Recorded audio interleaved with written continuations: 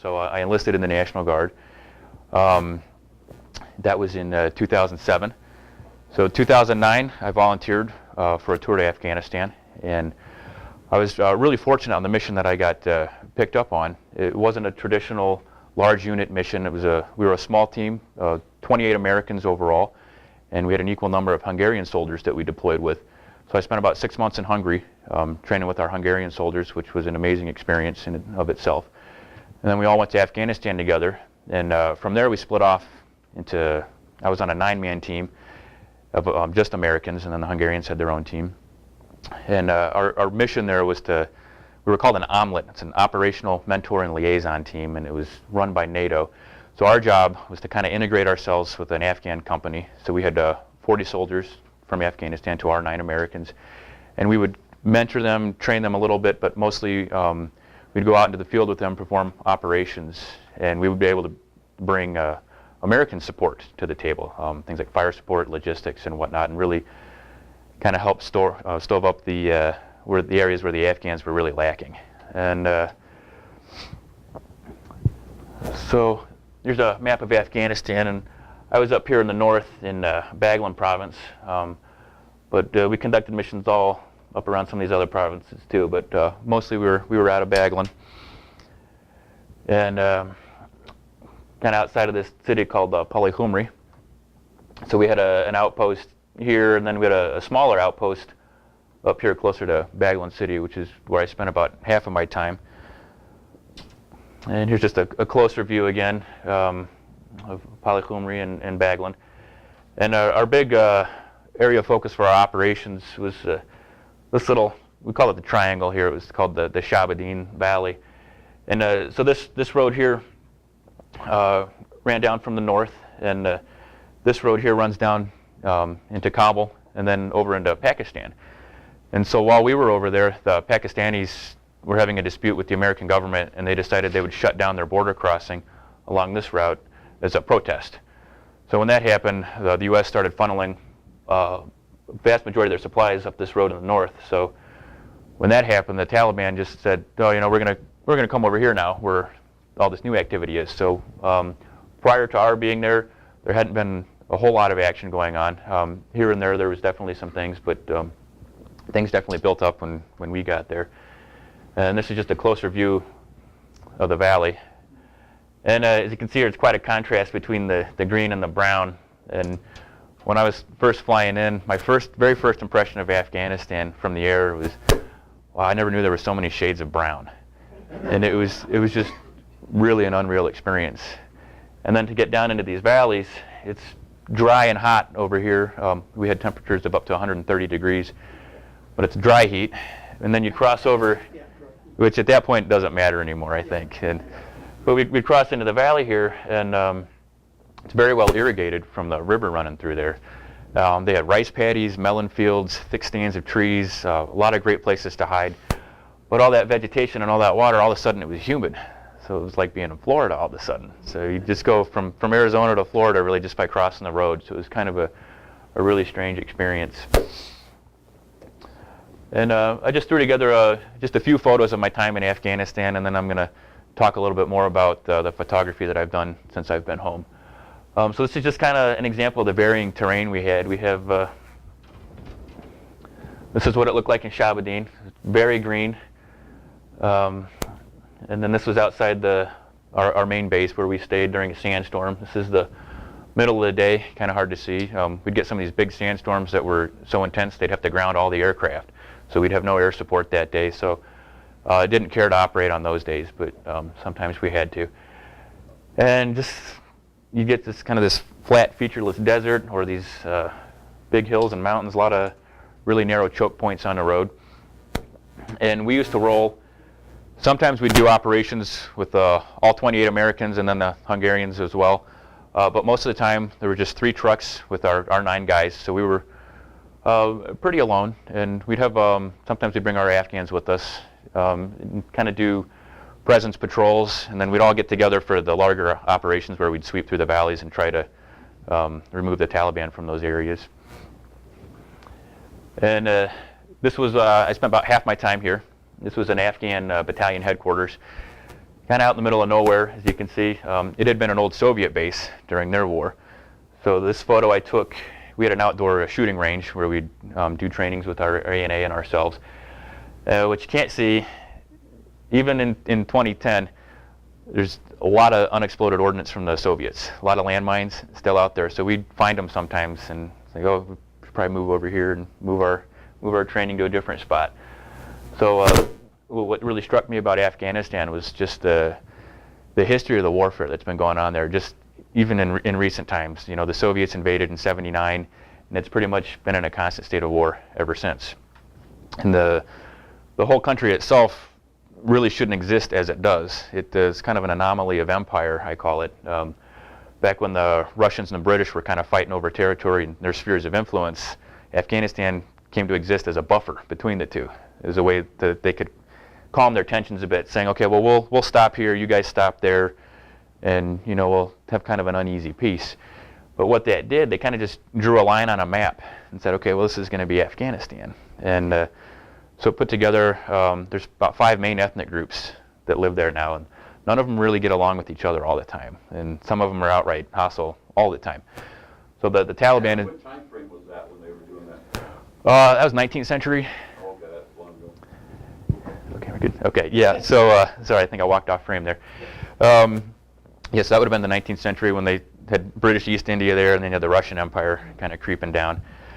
So the Taliban is mostly Pashto, and the area I was living was mostly Tajik, and those two didn't get along very well. So among the Tajik villages in the area, we were very welcome. They loved having us there. They hated the Taliban. And so after the collapse of the Soviet army in Afghanistan, when they finally withdrew, there was a power vacuum, and a civil war started among various warlords that had been, most of them had been fighting the Soviets. Some of them had been cooling their heels in the shade, kind of waiting for things to get better, and then when it was less dangerous for them, they would jump out and say, okay, well, we're gonna control this area now. And so that caused a lot of problems, and that's where the Taliban came in. They came over from Pakistan. There was no central government in Afghanistan. A lot of the people were just tired of not having any rule of law. They just wanted peace. They wanted to, you know, kind of what we want. You know, they want to be able to take care of their families and just live their lives. So at first, the Taliban came in and they imposed a form of order, and it was more than they'd seen from the central government. So down in the south, it started out as being kind of an okay thing, but as they spread through the country, they became more brutal. They changed their tactics. They changed their doctrine. They claimed to be a religious group, but one of their things, they're not supposed to use any drugs. It's forbidden by the Quran. Well, they saw how much money they could make from growing poppies for heroin, and they said, well, this is okay. We're gonna change the rules here. So it's to me, it's less of a religious thing. It's more of a red herring. It's just a power thing, and it's a way to control people. And it worked very well for them for quite a while. When we finally got involved, the Taliban controlled 90% of the country, and there was a group called the Northern Alliance that held on to the very northern tip. And then they were the legitimate government in the eyes of the UN, but they were really getting pushed back. So on September, I believe it was the 9th or 10th, 2001, their leader was a guy named Ahmed Shah Massoud, who had really helped defeat the Soviets on the field of battle. He was assassinated, and then 2 days later, 9/11 happened, and then we came in. That's just kind of a brief history of how we came to be involved in Afghanistan. And in the north as well, I wanted to mention when the Taliban rolled through during the Civil War, a lot of places changed hands a few times. And the last time the Taliban had been up north, they committed a lot of atrocities, a lot of massacres. They poisoned a lot of the wells for the livestock and the people. So the people in the north really hate the Taliban. So we were essentially very welcome where we were operating, and they like having our presence there, and it helped to stabilize things. And while we were there, we were able to bring a semblance of peace to certain areas of our areas of operation. And this is just some photos just showing some of the accommodations we had over there. When we stayed at the battalion headquarters, we had a building with electricity and running water, and I had a room that I shared with another guy, so that was kind of nice. But then I spent about half my time sleeping in my cot here at an outpost, which I enjoyed, actually. I'm in the infantry. I love being outside. I love camping, and the night sky in Afghanistan is just the most amazing thing you've ever seen. The area we were in, there wasn't a lot of electricity. Most of the villages had no electricity, no running water. There's no light pollution at night. So if it's a clear sky after the dust has settled down, you could just almost reach out and touch the stars. And so there's a lot of moments of beauty amidst the war that I really enjoyed, kind of that dichotomy of seeing that. Sometimes I'd have to sleep during the day. Sometimes we're all lumped together in one room, but we made do, and it wasn't such a bad thing. Yeah? The upper left-hand picture, is that sand up on that hill that was what also like a road, or is that snow? That's sand going up the hill. A lot of dust in Afghanistan. It's about the consistency of talcum powder, and we called it moon dust because it reminded us of the old movies of the guys walking on the moon, how they'd kind of jump around and just float up. And sometimes you'd see, it looked like solid dirt, and you'd go step on it, and you'd fall up to your waist in this dust, and it just hung in the air everywhere. And I ended up getting a lung disease from it.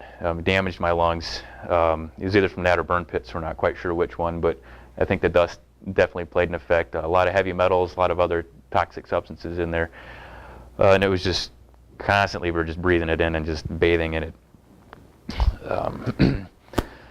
Just a couple other photos here. We have just me up in the turret of our truck.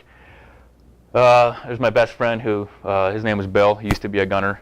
And I was the driver mostly when we were mounted, but sometimes we'd switch up. And I like talking about our relationship because, I don't think I included a picture of the truck I had. It was called a MAT-V. And it was a smaller version of the MRAP, which was a mine-resistant ambush-protected vehicle. So it was heavily armored, had a V-shaped hole on the bottom to deflect blasts from IEDs. So ours was a 4-door model. And my window was maybe about this big and about this thick and weighed 200 pounds because it was bulletproof. And I know how much it weighs because I had to replace it once, and that was not fun.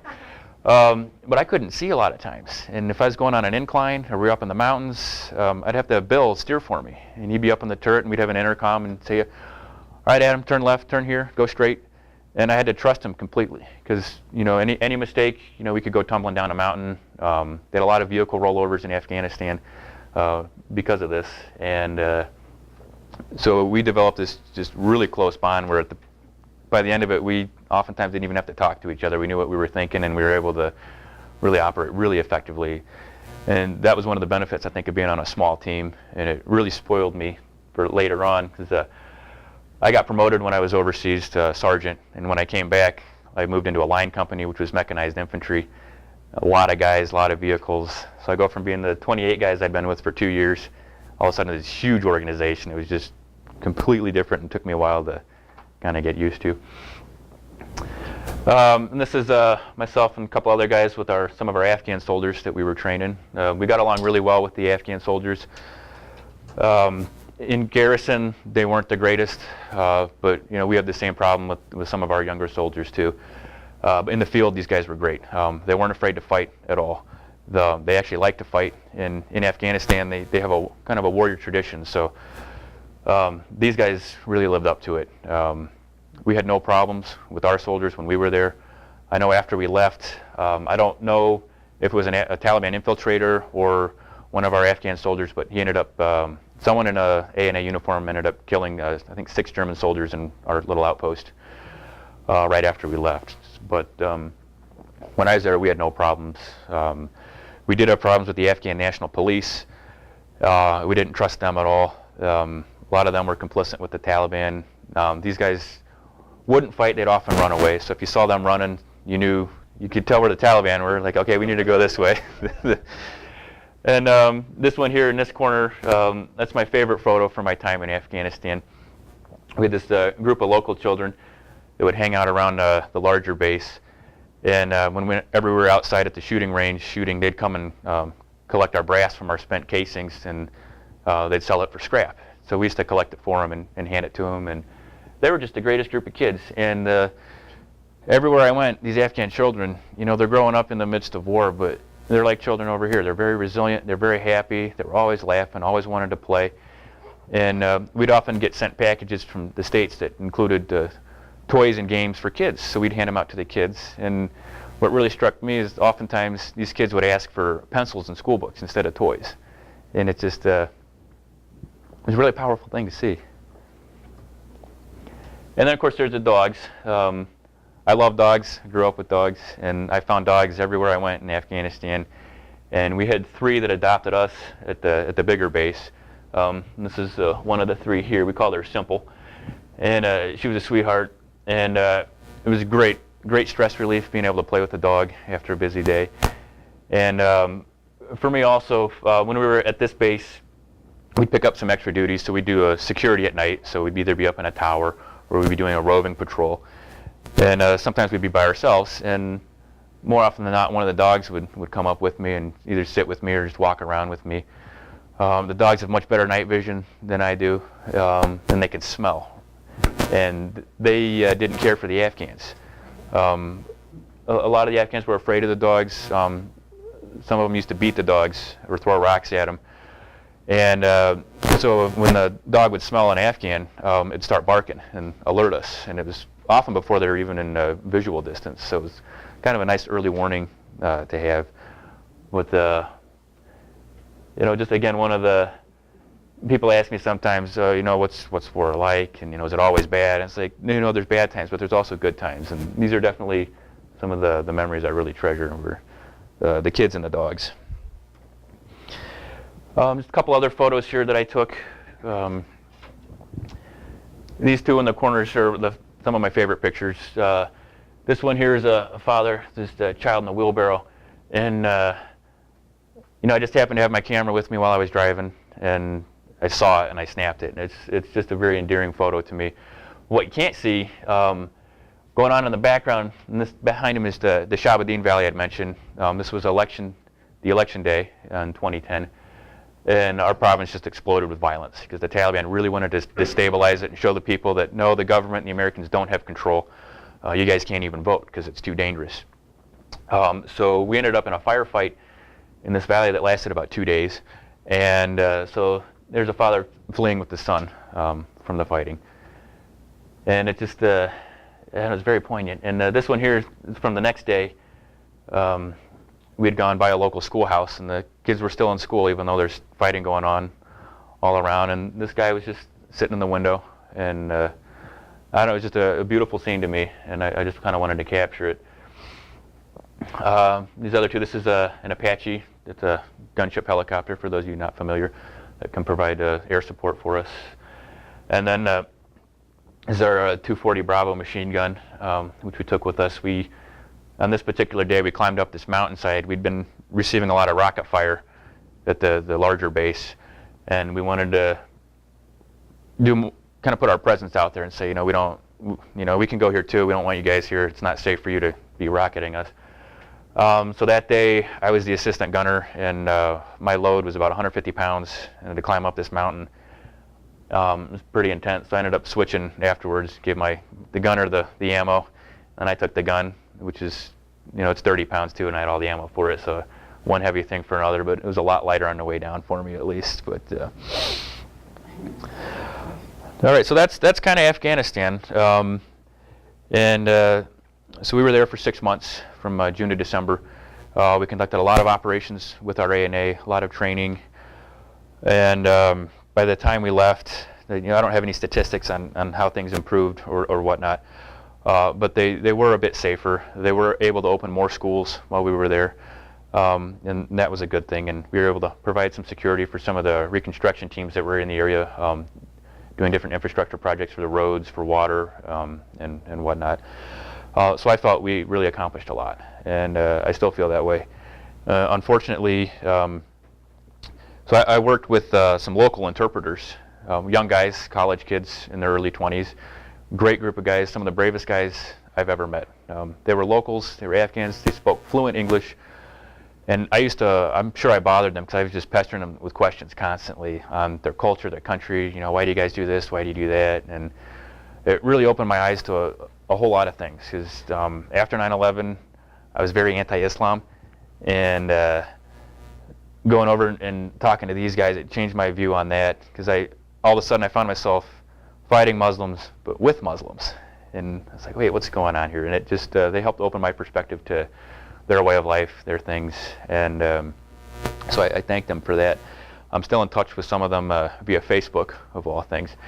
And but they've told me recently they've lost control of the province that we were in. The Taliban are back, and ISIS is now making its presence known in the area, and they've taken over the province to the north. And our interpreters, you know, the American government promised to bring them back over to America afterwards, because you know they wouldn't have a life, because they're all marked for death, and they've been issuing very few visas.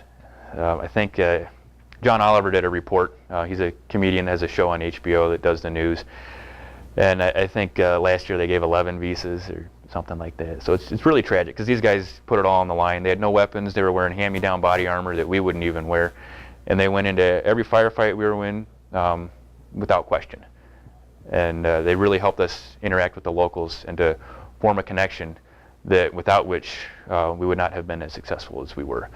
So I just recently heard from one, and he's worried about his family. And his father had been kidnapped by the Taliban right before we got there, and the Americans rescued him. But now, you know, there's fewer Americans, and they're mostly staying in the bigger bases. So I really worry about a lot of these guys. It hits me here that everything we did is starting to roll back. And it's kind of tough. So Adam, that was 2010, right? When I was over, yeah. So it's been 5 years now. It's been 5 years, yeah. So what was the troop deployment strength then, when you were there, versus now? Okay, so I don't have the numbers, but when I was there, we arrived just before the Afghan surge. So in 2010, they had the greatest number of American and coalition soldiers in country. A lot of operations going on everywhere. Because there were so many guys and so much movement, it was also the most violent year. So we had a lot of deaths going on too, and just a very, very active year. Now, I want to say, I think it's less than 30,000 soldiers, maybe much less than that now. Yeah, I can't remember the latest figure, but they've kind of pulled into some of the larger bases, and they're focusing more on training and less on actual maneuvers. So I'm kind of getting into some photos now that I did when I came back. So when I came back, I had a couple injuries from Afghanistan that, because of which I could no longer be a firefighter. So that was really rough to deal with, and I decided, you know, I need to do something. Because I was going nuts. I'd been firefighting for 12 years at that point. It was almost half my life, and I was like, you know, I need to do something. I don't want to just sit around here. So I decided, I'll just move to Colorado and study photography. I'd never been to Boulder before, but I enrolled in CU Boulder, moved out, found a place, didn't know anybody out here, and ended up being a very wonderful experience.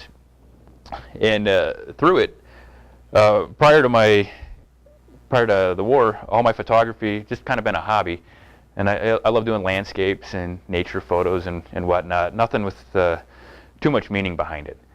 And when I came back, I found out that you can use photography as a tool to really express things from within, things I don't like talking about. And it really opened up a whole new avenue for me to work through a lot of my issues, because it's a really strange thing going from combat to being a college student in Boulder.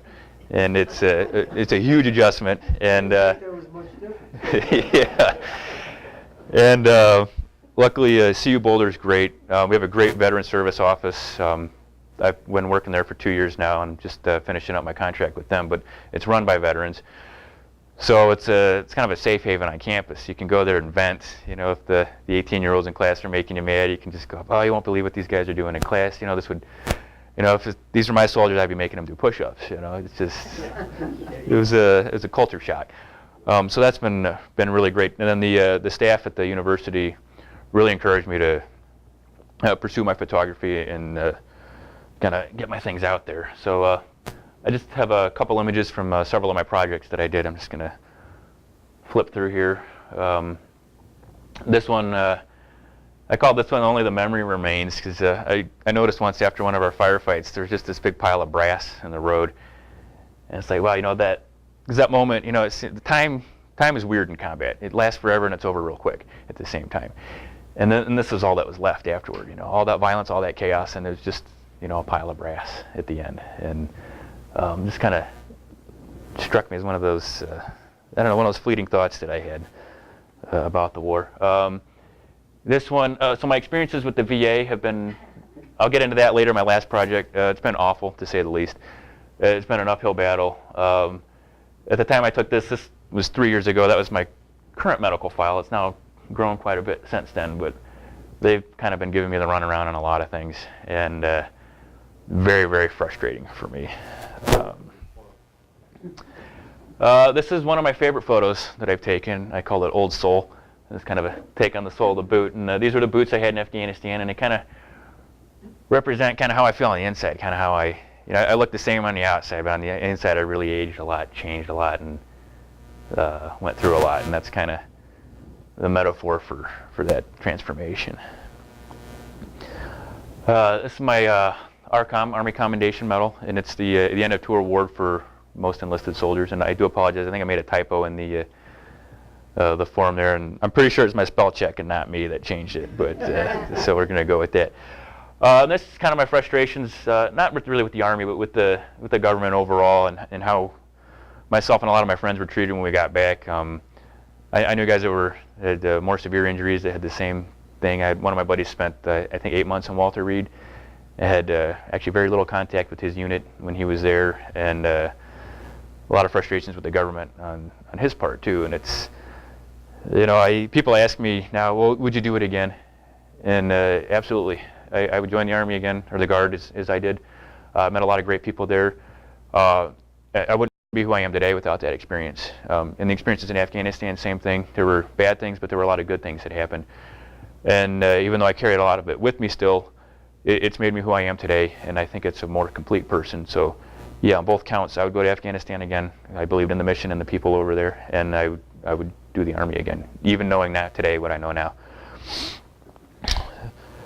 This series I did, I was in a class where we had to make a fictional character, and they wanted you to do a real person, to interact with people. But I grew up in a small town in Ohio. I don't like lying to people, so it was tough for me. So I thought, well, I'll do it a little different, and I'll make a dead guy. That way I don't, have to try to be somebody I'm not, which is kind of hard for me anyway. So I crafted this character. I made him an Afghan Tajik. I grew out my beard for a month. That's the other thing. My nickname in the Army was Wolfman, because I can grow a beard really fast. And so I made this guy, and his whole story was just one of war and suffering. And I wanted to kind of do a counterpoint to a lot of what we see in Hollywood, which really glorifies war and glorifies combat.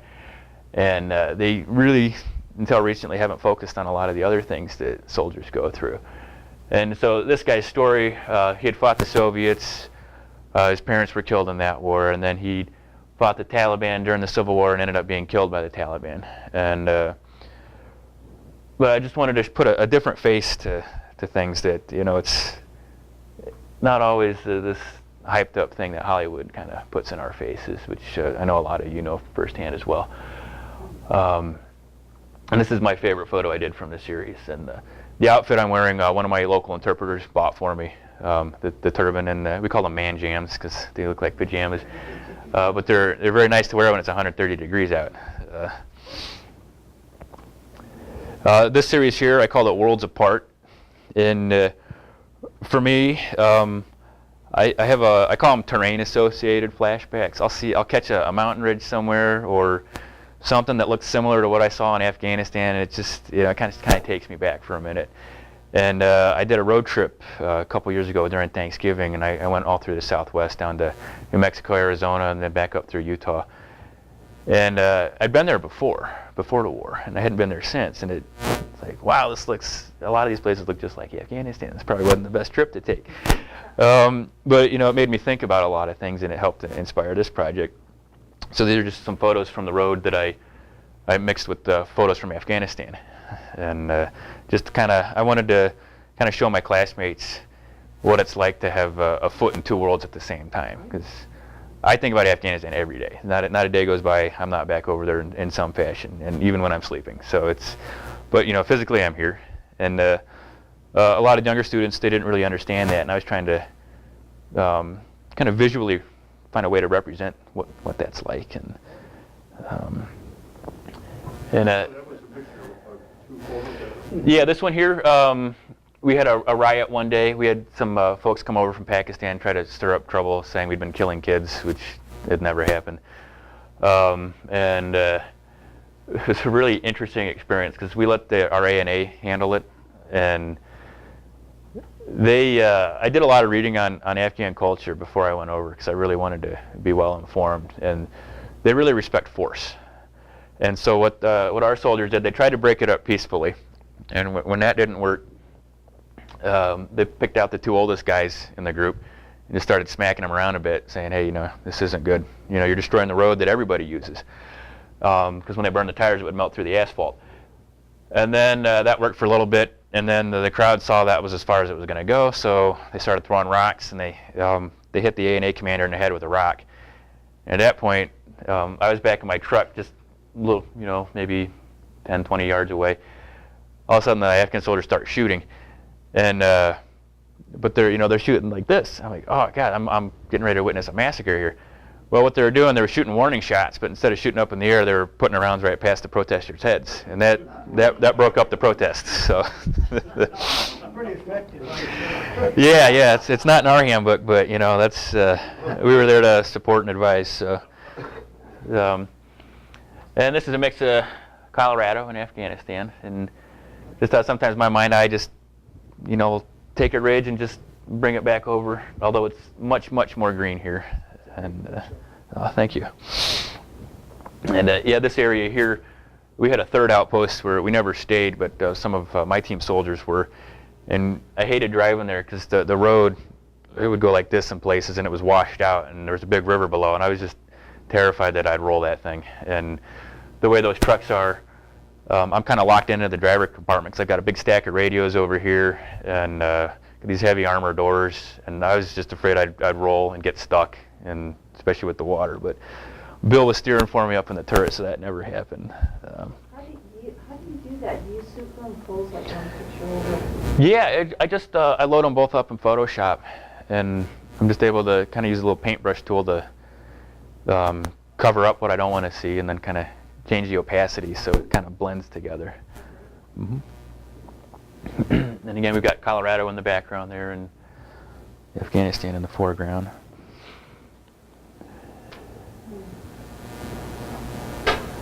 And this one, this was a powerful one for me. One of my buddies, who was a corpsman with the Marines, hates this photo. Says he wants to hit me every time he sees it, just because of the emotions it brings in him.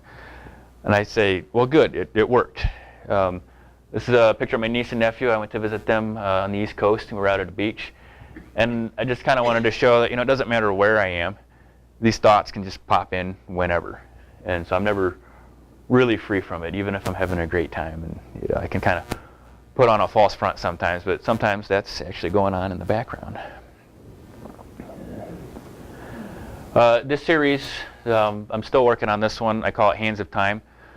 So if any vets in the audience want to participate, please let me know afterwards. I'd love to get some more participation. These I just put a couple in here. These are a couple of my Vietnam veteran friends. I have a lot of friends from the Vietnam War. I joined a motorcycle association when I came back that's made up of combat vets, and the majority of whom are in Vietnam. Wonderful group of guys. They knew what I was going to go through. So I was kind of lost at first when I came back. Bought a motorcycle, was riding around alone a lot, ran into these guys, and like, hey, why don't you hang out with us? And I did. And because of them, I started getting going to counseling for PTSD, because they pulled me aside one day, and I'd been home for not even a year. And I thought I was just having some normal adjustment issues and things. And a couple of these older guys sat me down and said, well, do you ever feel like this? I said, yeah, you ever feel like that? I'm like, oh yeah, all the time. And they just kind of shared this knowing glance with each other. And they call me Wolfman as well. And I apologize for the language here, but I'm going to give you their exact quote, because that's what really spurred me to move on. They said, Wolfman, we love you, brother, but you're fucked up. They said, don't wait 40 years like we did to get help. Start now. So I started now, or then, and I have them to thank for it. This is Doc. He was a medic in Vietnam, was there in 1968, 19 years old when he was over, and just one of the nicest guys I've met. Another buddy that I ride with, we call him LT. He was a lieutenant in Vietnam in the infantry, and just another wonderful person. And every Vietnam vet I've met has just been so welcoming. And I get a little choked up because it's like family. And what really surprises me is that even when I talk to World War II vets, or Korea vets, or Vietnam vets, we're generations apart, but we've been through so many of the same things. It's like, you're just older, but we're kind of the same people. There's another guy I ride with, and one of the things I focused on at CU, I discovered these alternative photographic processes that were developed during the 19th century. And so this is a way that I can mix digital photography with these old processes. So this is called a gum color separation. And what I do is I take a piece of paper, and I've printed out a negative from a digital photo just on a piece of transparency paper. And I make 3 separate negatives with different color information in them.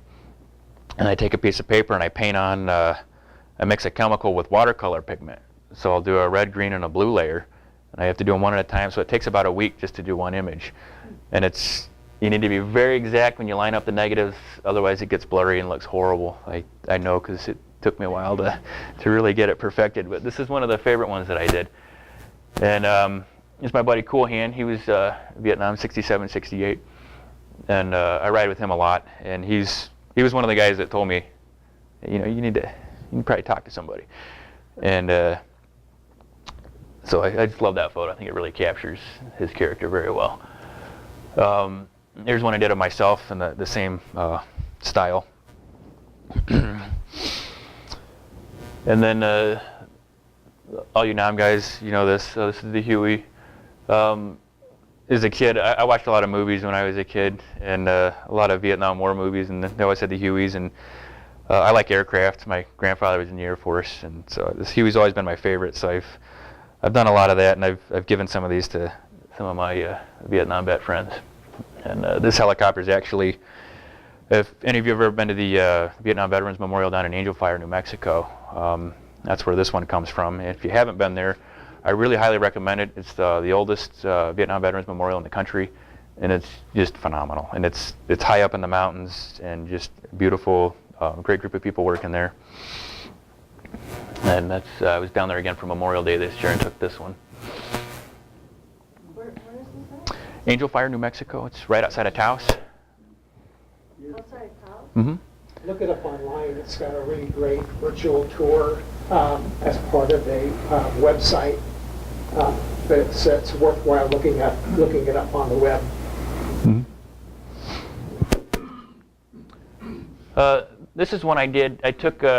I noticed that the map of Afghanistan, which is what you see here, excuse me, reminded me of a lung. So I just kind of flipped it over, made a set of lungs, and I cut out the province where I was.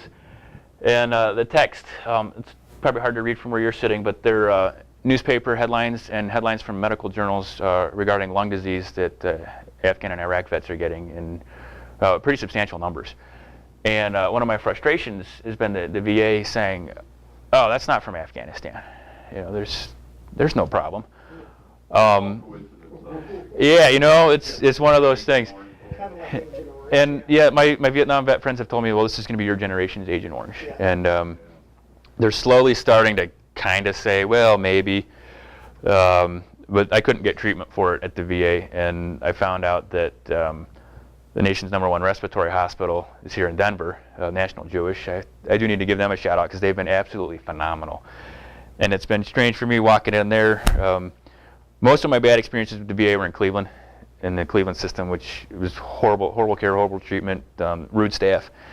And so I go to National Jewish, and everyone's really friendly to me, and I'm looking around like, whoa, what's going on? Why are you guys being nice? But they actually care, and it's been wonderful. But the frustrating thing for me is there's this mountain of even scientific evidence now saying that thousands of vets, not just a few, are coming up with these different forms of lung disease that's really having an impact on their life, and the VA is still denying it. So that's been a big frustration, a big uphill fight. This series I did with a bunch of tombstones, kind of dealing with some of the VA scandals. This one says, delay, deny, hope that I die. And it's, some of my Vietnam veteran friends have told me that's the unofficial motto of the VA. You know, they just keep delaying care, denying your disability claims, and just kind of hoping that you'll die so they don't have to deal with you anymore, or they just kind of beat you down that you give up. And I have felt like giving up a few times, but I've decided I'm young enough, I might live for a while. I'm going to just keep fighting and just make them deal with me. Yeah. So I don't have, I couldn't find my photos I took of the completed project, because I actually printed these out in another 19th century process. And it's this beautiful brown tone print that came out really well, but this is the digital version. And the tombstone that I use is actually my grandfather's tombstone from the National Veterans Cemetery up in Sturgis, South Dakota. So it has another layer of meaning for me. And then I put some headlines I found in various newspapers. You know, VA investigators say delayed care is everywhere. In light of all the recent scandals, VA officials are still receiving bonuses while veterans die. And a lot of these bonuses aren't tied to any sort of criteria. They're just automatic. They can't say why they get them. And this is striking too. I wanted to also add the issue of veteran suicide in with this project, because it's a huge problem in America. 22 a day is the minimum number. That statistic only came from a fraction of the states. Some states don't report veterans as a category, and there's no uniform system for reporting veteran suicide. So they think 22 was actually lowballed. So there could actually be a much higher rate. So this says half of Iraq and Afghan vets know a vet who has attempted suicide. I do. Luckily, he wasn't successful. I have other friends that turned to alcohol and drugs. And then I have other friends, I'll get into this in a bit too, who were just taking the drugs the VA gave them, which is pretty substantial as well. So it's, it really hits close to home. I've been one removed from several suicides. A lot of my friends, I have one friend here in Boulder, within the last 2 years, I think 4 or 5 of his teammates have killed themselves. And it's, yeah, and you know, it's got an effect on the living as well, and it's a terrible thing to see. So this is kind of a tongue-in-cheek, you know, thank you for your service kind of deal. And these, yeah, I was worried it wouldn't show up there. I continued a project in a different vein, taking newspaper headlines again about different VA scandals, and I put them all in pills. I call it a bitter pill to swallow. So some of them, one of them says, nothing stopped the VA's fat bonuses, not even dead vets, dirty hospitals. VA gave doctors bonus pay without a clear link to performance. Veterans' claims were unignored. And closer to home here in Aurora, VA hospital could cost $1.3 billion more. So I've given a couple talks at CU to some of the college students, and I tell them, you know, because I don't really want to dig into the VA, because there's so much going on. It's just unreal. And I say, you know, just spend 5 minutes on Google, and it'll just blow your mind. And it's all over the country. It's not isolated into any one area. It's systemic. It's horrible, and it definitely needs to be changed. This is getting into my final project, which I call Prescription for Death. The VA, in my experience and experience, a lot of my friends, they love to hand out drugs like candy. In a lot of cases, some of the drugs aren't meant to work together, and they will kill you. And that's happened. It happened in Ohio. In particular, there was a case in Dayton. A guy was taking his prescribed medication the prescribed way, and it killed him because they weren't meant to go together. And so I know a lot of guys are frustrated trying to get mental health care with the VA, and they just feel like they're just kind of shoved aside. And this is one of the things they do. As a further example, these are the pills of one of my friends. This one guy. And this is for his PTSD. And you know, he was telling me, well, you know, I take this one so I can focus. I take this one so that I'm not mad that I'm taking all these pills, and then I take this one for this and that, and it's just, you know, it's hard to see. It's really frustrating. My final two were the most powerful two I think that I've done, and I think they really speak for themselves. It's the 45 round that I have, and I put a prescription label on it. It says take one by mouth, and because I honestly feel the VA as a whole, I will say there are some good people at the VA. I've met some great people. I've also met some terrible people at the VA. And systemically, the management side, I really think a lot of them, it's just a government job. It's just a thing they do to get a paycheck, and they really don't care. And I think due to their lack of care and the way they push a lot of veterans around, I think they have a responsibility in some of the suicides that go out there. I don't have any proof of that. It's just my feeling, my personal opinion, and this is how I'm voicing that opinion. And the final one here, that's kind of, for me, that's how it feels dealing with the VA. You know, it's not a friendly face. It's ominous. It's dark. It's been extremely frustrating. I think dealing with them has been more frustrating than anything I had to do in Afghanistan. So yeah, so that's my talk there, and I'm hoping for some questions. Yeah. How do you feel the training will work when you were there? The training? The training. Oh, the terrain? The terrain. You're training in Afghanistan. Okay, yes, sir. I'm a little hard of hearing too. Yeah. I think we made some improvements with our guys. Organizationally, the Afghan Army has a lot of problems that are going to take a long time to fix, because within their culture, a lot of corruption, and there's a lot of favoritism based on what tribe you're in and which ethnic group you belong to. So some of the leadership we saw roll through, they were appointed not because of any military merit, but because they're in the same tribe, same ethnicity, same town maybe, of some guy in the Defense Department over there, so they'd get the job. Yeah, some of the Everywhere. yeah, you know.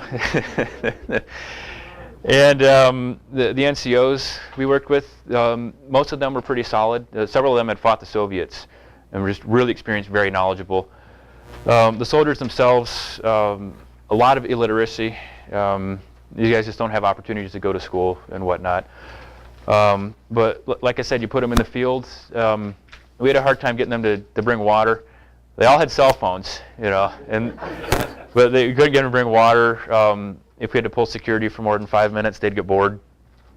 So they did have some discipline problems. But in a firefight, these guys were insane, to the point of carelessness. They loved to fight, and they'd run towards it, and they wouldn't use cover. And it didn't work out well for a couple of them because of that. But Do you think that comes from their culture when you said they like force, or they respect? Mm-hmm. Yeah, they really respect their warrior tradition, and they're very proud that Afghanistan has never been conquered by an outside power. They've had several try. You know, Alexander the Great, the British got beat bad twice there. You know, we're not trying to occupy, but we're running into problems with at least the Pashtun side of things. So they're very powerful of their military prowess and their bravery, and it's a huge thing in their society. So that's, yeah, definitely a cultural thing. Yeah. Adam, I have two questions. Sure. The photo of the two hands in the flag. Mm-hmm. Sometimes I reverse things in my mind, but was that flag backwards? Hang on a second. Yeah. Let me. So I just wondered if that had... Yes and no. I'm glad you asked that. That's actually a good question. And it's actually, yeah. Where's the button? So yeah, so we wear that on our right sleeve. So the Union's in front of the stars. So it's always facing forward. Oh, So it does look backwards from what you traditionally view it, but from the right shoulder, it's the correct way. and then my second question, about your profound creativity. Mm-hmm. Do you think you would have found your way into that if you had not gone into the military? I don't know. It would have been slower for sure. This was definitely the catalyst that got me moving into the art side. I've been into photography for a long time, and I loved working as a firefighter, and I was considering leaving that to work full-time for the government and the DOD for a while. And after everything that happened in Afghanistan, that was no longer an option, and I didn't really want to work for the government anymore. And so I say, you know, my experience in Afghanistan closed several doors, but it opened some too. And this is one of the ones that opened. So I try to view it as a positive thing. That, okay, you know, I can't quite do everything I used to do. I've got some limitations now, but I have this now, and I've found the ability to communicate visually with people, and people respond to it, which is it's really great for me because I'm very self-critical, and the first time I showed my photos, I was really embarrassed, and I still get that way sometimes. But I've shown these before, so I know these have worked, so I was a little more comfortable showing them to you today. But just hearing feedback from the audience that, yeah, that one spoke to me. Like, okay, I'm doing something right. And when I came out here, I had some people telling me, oh, you can't make money in photography. Why are you doing that for? Well, it's not about money for me. And what I learned is that life is short. So do something that, gets you here and brings you happiness. So, yeah. You don't want to work for the government, but is that because of your VA experience? And or your military? A little of both. I don't like big bureaucratic institutions. And everyone who's been in the military, especially on the enlisted side, knows some of the dumb stuff you have to do that makes no sense at all just because someone higher up read it in a book or said this is how it needs to be done. And I saw a great T-shirt once. I apologize if there's any former officers in the room, but it said, officers, making simple stuff hard since 1776 or whatever. So, so that's part of it. I really just want to work for myself, be my own boss. So I'm really trying to get the photography going. I'd like to get into journalism a little bit too to help support it, but really I want to use my photography to give voice to issues, particularly other folks that really don't have a voice. So that's kind of my main drive. So I'm trying to figure out how to make that pay the bills right now. So. Well, you are making multiple points. Those are very poignant. They speak a lot. No, thank you very much. Yeah. What type of camera did you use in Afghanistan? In Afghanistan, I had I don't know the model number, it was a little Canon point and shoot. Took surprisingly great photos for how small it was, but it was great because I could just keep it in my pocket or in one of my pouches. And I went over with the goal, I need to take a lot of pictures because I really want to document this. And so when I could, I did. And sometimes I'd leave it next to me in the truck and I'd drive by, I'd just kind of roll it up out the window. So I did what I could when I could, and I wish I would have taken more. Yeah. Did you have trouble with the sand getting into the camera at the launch at all? Yeah. So the turrets on the truck are open, so the dust is always coming in. And it seemed even when we would close the turret and put a tarp over it, the next day there'd still be dust inside. So I had a scarf I ended up wearing around my face to kind of keep the dust out, which is what the locals do. So, watch the locals. And it's the same thing I do with motorcycle riding. I look at the old guys and think, okay, what are they doing? Because they know, and they're comfortable. So that's what I need to do. Yeah, it was just everywhere. I've never seen anything like it since. Yeah. So Adam, up until your talk, I didn't realize that we had collaborative efforts with Hungarians, with Germans, with other foreign units. How did that go in general from your perspective? From my perspective, so I was in the National Guard. Every state National Guard has a European partner for peace. Ohio has two. I think Serbia is our second one. The partner with Colorado is Slovenia. So I've met some guys from the Colorado Guard that were on an omelet mission with the Slovenian Army in Afghanistan. From my perspective, each team had a different perspective. Some of the teams I know didn't work well working with the Hungarians. The language barrier was a huge problem. All the NATO forces have to speak English. Our guys did speak English, but in times of stress, they always revert back to their native language. So that's why we split up into American teams and Hungarian teams. I got along great with the Hungarians. I think our team did, and we just, we each had our piece of the pie. And they had told us, one of the surprising things I learned about the Hungarian army is that they're a union army. So when we were training in Hungary, they hit their 40 hours for the week, they were done, they're gone. And we tried to tell our commander, well, we're supposed to integrate with the locals, shouldn't we? And he's like, nope. So when they're in Afghanistan or Iraq, they get about 3 times their normal salary.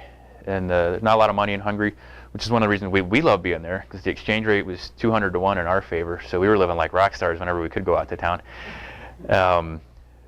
So a lot of them said, yeah, we're just here to make money. And that's okay. They still worked. They did a different job. They did have one team that went out, and the rest of their guys were logistics and headquarters. But from our perspective, we worked well with the Hungarians. The group I did have a problem with were the Germans. The Germans were in charge of RC North, Regional Command North. So Afghanistan's divided into several different commands. And it was just one group of Germans, it wasn't all of them. the Joes, the German soldiers, I got along great with them. Their leadership, we had a lot of problems with. To include, it was during the election firefight. We had gone in to support them, and they asked for our help because we had another mission that day we were going to do. We had ended up scrubbing that and going to help these guys. The Taliban had blown a bridge. We had an outpost, so we also worked with another local national force. Made up, it was like a local militia. And the weird thing about this militia, we saw their leader. God, this guy looks familiar. Why does he look familiar? He's Afghan. We don't know any Afghans. And then remembered when we were in Fort Polk doing our foreign combat advisor training, they showed us a video of some Taliban soldiers that were doing roadside bombs in our area, and the chief bomb maker is all of a sudden on our side in this local militia. So that was kind of weird. So we built an outpost for them in Shaba, Deen, because that area hadn't seen an American or government presence in quite a while, and we wanted to get more of a local presence because the locals didn't really like the police, and so we thought, well, we get locals involved, and then they know them, and it'll be just one step easier to work with. So the bridge leading to their little outpost was blown up. All we call them the Arbaki, they were all killed, and I don't know when the time frame was, so I can't blame the Germans for that, but they did. If there's any engineers here, I don't know what it's called, but it's like a tank track. It's got a little bridge on it. Yeah, one of those guys. And they put that over the river, so we were able to cross. We wanted to push and go help the Arbaki because they're pretty key to the local strategy. And Germans like, no, it's getting dark. And our Afghan soldiers didn't have night vision, so they hated being out at night. And the first picture you saw, the cover, was a flare. I know you Vietnam guys know this one. So because they didn't have night vision, we get flare support from artillery or mortars. And so we often didn't use our night vision either, which is weird with the flares coming down and how it kind of changes the light and whatnot. Sorry, I get sidetracked easily too. I promise I'll tie it all in together here. So our ANA, because we were there and we had this great relationship with them, they said, okay, well, we'll go ahead and push through at night because you're with us and we feel safe with you guys. And the Germans like, no, you guys are good. You can return to your other mission. So we turn around, drive all the way back to the main route, only to find there was a German tank blocking us. And as soon as we left, the German commander in the field there called his boss up in NATO and said, oh, the Americans are being cowards and they're leaving. So that didn't sit well with us. So we turned around, we went back. But at that point, the Germans had taken all the great defensive positions. So I had to spend the night nosed into an alley that had a lot of debris in it. I didn't sleep at all because there was sporadic fighting going on all night. And the next day, and mind you, the Germans had probably about 30 armored vehicles there with them. We pushed ahead of them. There was a special forces team in the lead and a route clearance team of engineers looking for roadside bombs. Finally get to the side of the outpost. Everyone's dead. And then we sat there for hours. And then our Hungarians called us, say, hey, we're in a fight, we're surrounded, we're running low on ammo. And the Germans weren't going to let us leave. And my captain finally said, F this, we're going to go help our guys. So we got hit again on the way out. It took us a while to get out. Finally go pick up the Hungarians. Things were fine over there. But ever since then, our relationship with the Germans just really soured. And they did a newspaper article in a very popular German paper called Spiegel, talking about this fight in Shaba, Deen and how it was the largest ground engagement by German forces since the Second World War. And I'm reading this article about how these mighty heroic Germans are storming the valley, and not once did they mention the Americans that were in front of them. So, in terms of our operability, that was the big thing. But overall, it went pretty well, I think. So what time period did all of this sort of coalition force thing go on? Was it just in that 2009, 2010? I don't know when it began. I think it began quite early on. Okay. And then a lot of Iraq became the focus. So Afghanistan just kind of was a backwater for a while. Okay. I don't really know the year they finally started putting more resources into Afghanistan. But it's when the Taliban really started coming back strong. They decided they needed more attention. And then the NATO partners pitched in a lot, some more than others. The Brits awesome. Australians, Canadians, New Zealand, even Sweden, and there's some Swedish soldiers up in the north as well. And then others would just kind of, sit on their heels and, get a paycheck. But everyone had some part to play, I think.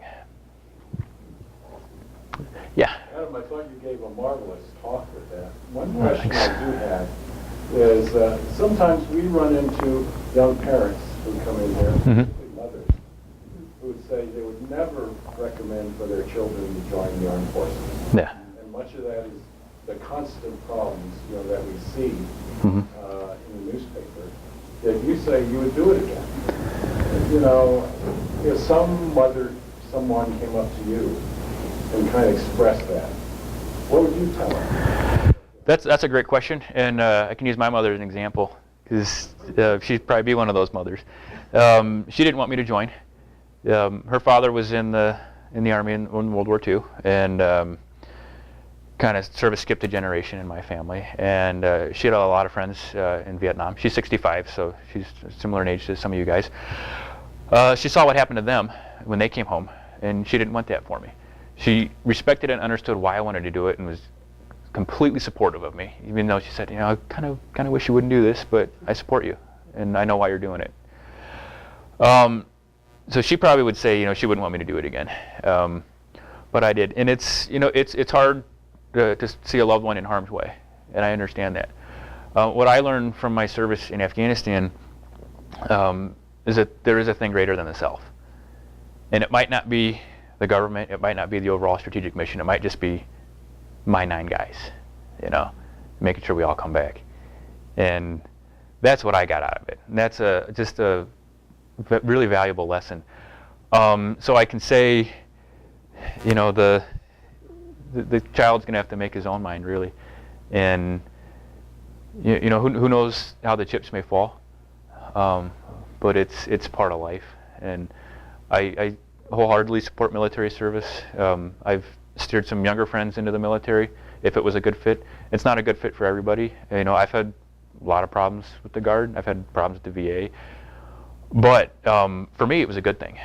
And for a lot of people, it's a good thing. So I highly encourage it. But I will say, speaking to my parents, that I think my deployment was much harder on them than it was on me. Because when I was there, I knew what was going on. I had eyes on the situation. And we weren't fighting every day. There was a lot of downtime. I lied to my mother. I said, I'm going to the north. There's nothing going on there. We're just going to be at this base and training the Afghans. We're never going to do anything. We're never going to go outside the wire. And I don't think she believed me, but I kept it up the whole time I was there because I didn't want her to worry, And so yeah. Well, thank you. Oh.